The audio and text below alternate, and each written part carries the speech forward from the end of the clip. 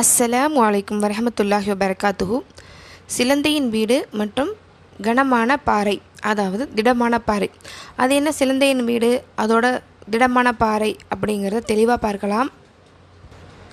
நம்ம எப்போயாச்சும் சிலந்தியோட வலையை பார்த்துருப்போமா? பார்த்துருக்கோம், ஆனால் கவனித்து பார்த்துருக்க மாட்டோம். ஏன்னா அது ரொம்ப பார்க்க சிக்கலாகவும் அழகாகவும் இருக்கும். ஆனால் அதில் ஒரு சிறு காற்றோ அல்லது மழை துளியோ அதில் விழுந்தால் அழிந்துவிடும். அல்லாஹ் குர்ஆனில் 29வது அத்தியாயம் 41வது வசனத்தில் சொல்கிறான். இந்த அழகான உதாரணத்தை கூறி நமக்கு ஒரு பெரிய வாழ்க்கை பாடத்தை கற்றுத்தருகிறான். அது என்னங்கிறத இன்னும் தெளிவாகவும் ரொம்ப சுருக்கமாகவும் பார்க்கலாம். சிலந்தை வீடு என்றால் என்ன? அல் குர்ஆனில் சூரா அன்கபுலத் வீடுகளிலேயே மிகவும் பலவீனமானது சிலந்தையின் வீடு என்று அல்லாஹ் கூறுகிறான். ஏனெனில் அது மழை, வெயில் அல்லது ஆபத்திலிருந்து பாதுகாப்பு தராது. நமது வாழ்க்கை நிலையற்ற பலவீனமான விஷயங்களை நம்பியிருப்பதை இது குறிக்கிறது. நாம் சிலந்தி வலையை பின்னுகிறோமா? அல்லாஹ்வின் உதவியின்றி பணத்தை மட்டுமே, மனிதர்களின் பாராட்டை அல்லது நமது சொந்த பலத்தை மட்டுமே முழுமையாக நம்பும்போது நாம் ஒரு சிலந்தி வலையை கட்டுகிறோம். நம்மளோட வாழ்க்கையில் புயல் வீசும் வரை அது பாதுகாப்பாக தோன்றும், ஆனால் திடீர்னு நொறுங்கிவிடும். ஆனால் உறுதியான பாறை. இப்போது பூமியில் ஆழமாக ஊன்றப்பட்ட ஒரு உறுதியான பாறையை நினைத்து பாருங்கள். எவ்வளவு மழை பெய்தாலும் புயல் அடித்தாலும் அது அசைவதில்லை.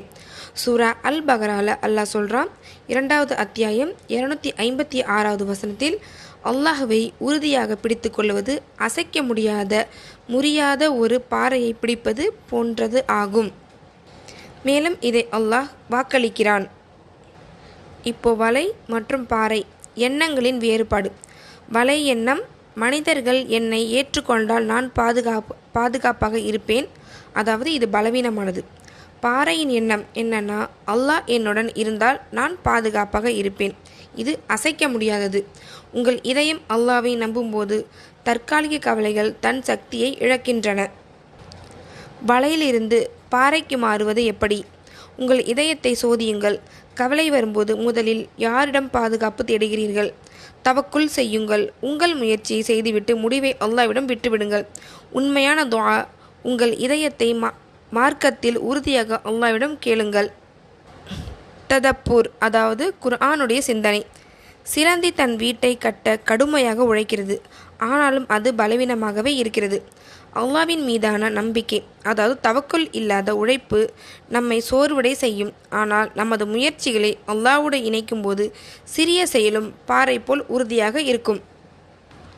நம்மக்கிட்டே கேட்டு பார்க்கணும், என் வாழ்க்கையின் எந்த பகுதியில் நான் சிலந்தி வலையை நம்பியிருக்கேன்? அதை எப்படி உறுதியான பாறையாக மாற்றுவது? வாழ்க்கை தள்ளாடும்போது நினைவூட்ட இந்த பதிவை கண்டிப்பாக நினச்சி பாருங்கள்.